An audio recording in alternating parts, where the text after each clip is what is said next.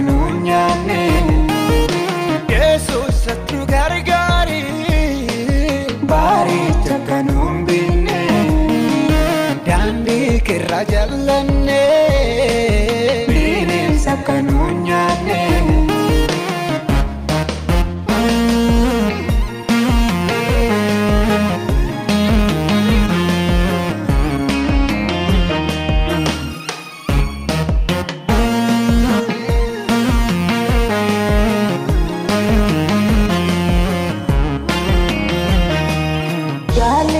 Sabayate ondum tuan fakati tobaf dugan undum tu tare to kujirate wangila dugadi se ondu garab jirate ke hada yesate kanam loli hamate wangila dugadi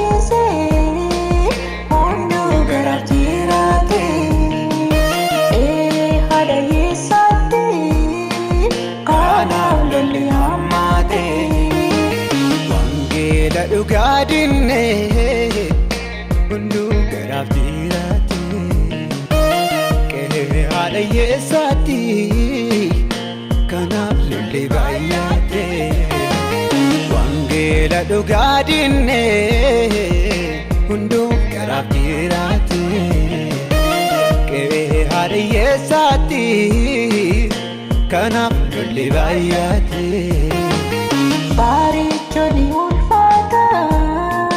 darbu damni amata dandi kerakandeni buvanna tubayata Yesus anu barari baris chakanumbini dandi kerajalani bini sakanunyani Yesus anu barari baris kanumbine dandi kerajalani bineensa kanunyane Jesus atnu gargari baricha kanumbine dandi kirajallanne bineensa kanunyane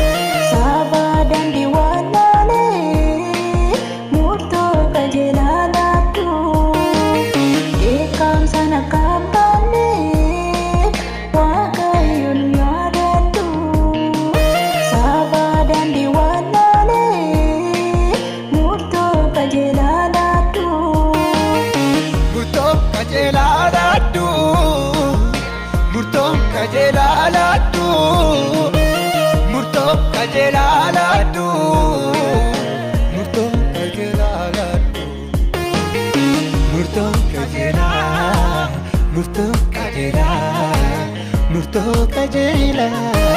murto kajela murto kajela murto kajela murto kajela murto kajela barichoni ulfata darbu damni amata dandi kerakandeni buvanna tubayata Yesus anu barari baricha kanumbini dandi kerajalani bineensa kanunyane Yesus anu barari baricha kanumbine dandi kerajalani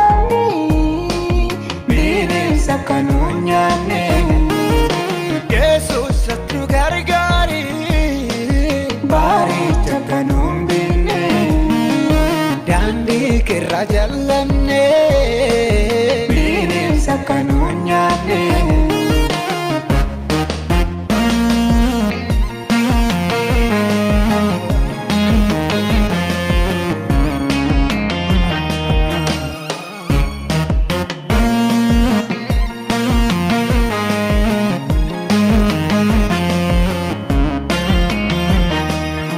Arras gutanii jiru orteen ijoollee eelii iddoo barsaa tureessoo gonkaa gara lafaanii akkaataan hin argamne aanaan hin absaabdeedha baaricha hamaa kana ani ilaalee shaabdeedha. Akkaataan hin argamne aanaan hin absaabdeedha baaricha hamaa kana ani ilaalee shakkeera. Baarichonni ulfaata darbuu damni hammaata daandii keerra kan deemne gubannatu baay'ata. Yesuus nu baraare baaricha kan nuun binne daandii keerra jaallanne bineensa kan nuun nyaanne. Yesuus nu baraare baaricha kan nuun binne daandii keerra jaallanne bineensa kan nuun